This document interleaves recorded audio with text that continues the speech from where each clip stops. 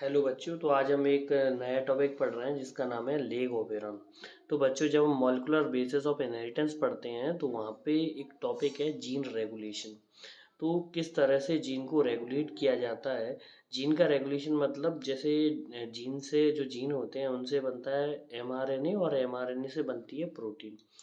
तो कैसे हम इन चीज़ों को रोक सकते हैं, कैसे प्रोटीन बनने को रोक सकते हैं या एमआरएनए बनने को रोक सकते हैं। तो जब इससे पहले एक टॉपिक पढ़ा यूकैरियोट्स में जीन का रेगुलेशन, तो वहाँ पे भी अलग अलग स्टेप में हम जीन का रेगुलेशन करते हैं।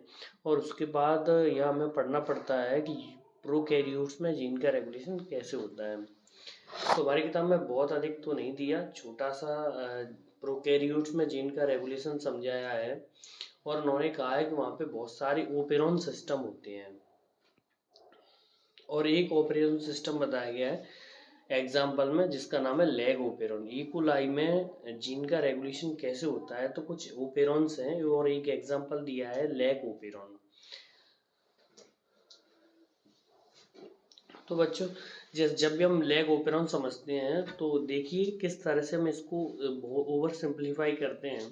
तो ये एक ग्रुप ऑफ जीन है, इसमें बहुत सारे जीन हैं। तो यहाँ देखिए बच्चों, एक जेड जीन है, वाई जीन है और ए जीन है। ये जीन क्या होते हैं बच्चों? ये जीन कुछ ऐसे एंजाइम बनाते हैं जो लैक्टोज के डाइजेशन में मदद करते हैं। ये जीन कुछ ऐसे एंजाइम बनाएंगे जो लैक्टोज को डाइजेशन करेंगे। तो अब अगर ऑपेरॉन इनमें अगर लैक्टोज है तब तो ये चालू रहेंगे, अगर लैक्टोज नहीं है तो ये बंद रहेंगे। तो क्या होता है कि इकोलाई नॉर्मल कंडीशन में लैक्टोज से एनर्जी ऑब्टेन नहीं करता, वो ग्लूकोज से करता है। तो जब लैक्टोज आ जाएगा तब ये ओपेरॉन चालू हो जाएगा, और जब लैक्टोज नहीं आएगा तो ये ओपेरॉन बंद रहेगा। यहाँ जो जेड जीन है वो मेन जीन है। देखिए जेड जीन से क्या कौन सा एंजाइम बन रहा है? Beta galactosidase. ये एंजाइम क्या करता है? ये लैक्टोज को ब्रेक डाउन करता है। और वाई जीन से बन रहा है परमीएस। ये परमीएस क्या करता है? ये लैक्टोज की सेल में एंट्री करवाता है।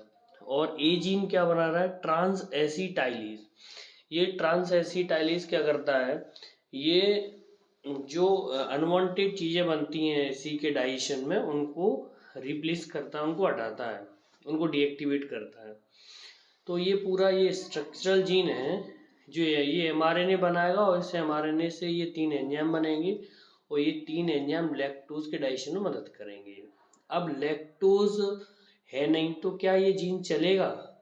ये जीन नहीं चलेगा। जब जो जो हमें काम करना है, अगर वो मतलब वो चीज़ ही नहीं है तो क्या हम पेड़ काटना है तो कुल्हाड़ी चाहिए, अगर पेड़ ही नहीं काटना तो कुल्हाड़ी का क्या काम? तो जब लैक्टोज है नहीं है तो ये जीन काम करेंगे, इनसे एमआरएनए बनेगा नहीं बनेगा। तो ये जब लैक्टोज नहीं है तो ये स्ट्रक्चरली बंद रहता है। अब इसको बंद कौन करेगा, इसको कौन बताएगा? तो इसमें इनको बंद करने के लिए ऑपरेटर होता है, ऑपरेटर। जैसे कि इनके पीछे ये जेड जीन के पीछे लिखा है ओ, तो ये क्या है? ऑपरेटर है। ये बंद रखता है, ये कहता है इनसे कि बंद रहो, अभी लैक्टोज नहीं है तो ऐसे दिन बंद रहो। अब इनको बंद ऑपरेटर को कैसे जानकारी मिलती है कि बंद करना है इनको? तो यहाँ पे क्या होता है कि जो आई लिखा है, आई आई से बन रहा है रिप्रेसर एमआरएनए। आई से एमआरएनए बनता है रिप्रेसर एमआरएनए, और ये एमआरएनए ओ से जाके कहता है, ओ तक इंफॉर्मेशन देता है कि आपको ये पूरा सिस्टम बंद करना है। तो